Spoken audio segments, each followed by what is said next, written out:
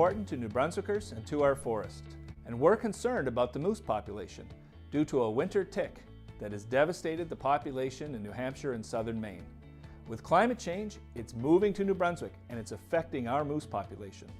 That's why we have partnered with researchers to collect data so we can better understand what's going on with our moose in New Brunswick.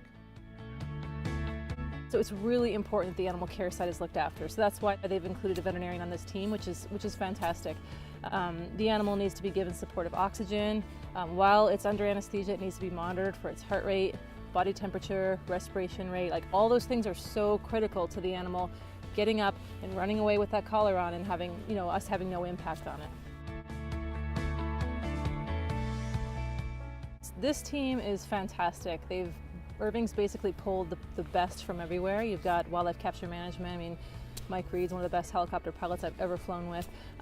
Little biased on the net gunner, that's my husband Shane, and he's done quite a few animals. And also we have, some fantastic grad students. We've got Charles, who's doing all the locations and helping with the animals. I mean, really, this whole team effort is essential. I mean, it's important for not just finding the moose, but for quickly handling them, quickly getting them back on their feet and out of there.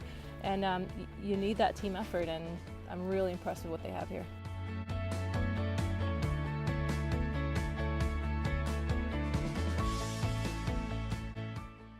So one of the things that I do is look at the body condition of the animal. So I use ultrasound to look at the fat thickness, and that's really important for us to get an overall idea of their body condition.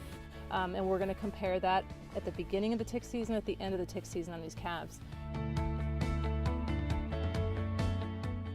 I've worked, all over the world. Basically, I worked in Sri Lanka, Scandinavia, all across Canada. I actually haven't worked in New Brunswick before. I've worked in Quebec, so it's fantastic to get a chance to work here. I'm actually really blown away by how beautiful the forests are here. There's all different stages of forest, and the moose habitat is awesome. So it's kind of neat to see that, to see moose in all these different great habitats for them. And it's just great to see that this project is taking place. I mean, we're all concerned about winter ticks. We're concerned about it all the way up to the Yukon. We have found some winter ticks there.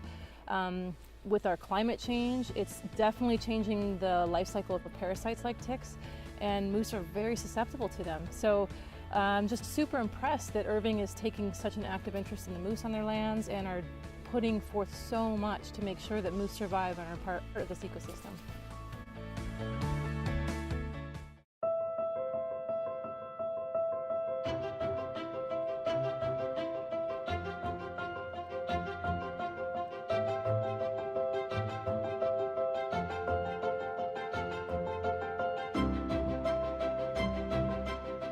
I'm Linda Warren. I am at the University of New Brunswick studying my Master's of Environmental Management. And I'm out here right now with JDI in the field, working on finding the moose that we had previously collared. And then we're taking some repeat measurements so that we can monitor how they've progressed from the beginning of this project till now. And then we're going to monitor them going forward and hopefully continue this project over the long term. I'm Delphine Depierre, and I'm a master's student in biology at Université Laval with Dr. Jean-Pierre Tremblay. So we're here to study moose and winter ticks. Right now we are taking blood samples and feces samples. We weigh the moose and we remove the collar. The data coming from the collars is satellite telemetry, and it's incredible information because we can put these collars on animals and leave them for months at a time, and I can remotely access the material and then plug it into a program called ArcGIS and run a bunch of analyses in order to determine what habitats they're using and where they're frequenting, and that will help us with the continuation of the study.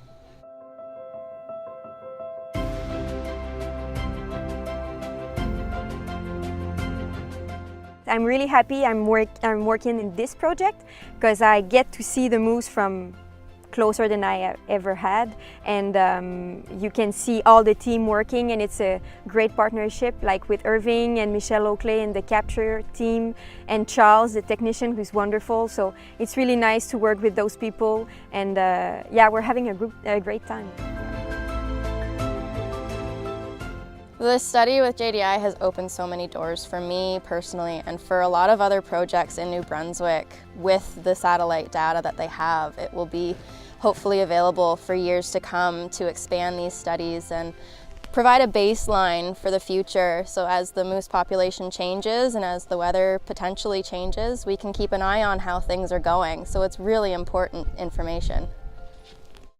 We appreciate our good partners, Laval, UNB, the province of New Brunswick. We couldn't do this without them. And we're looking forward to what we learn so that we can help the moose here in New Brunswick.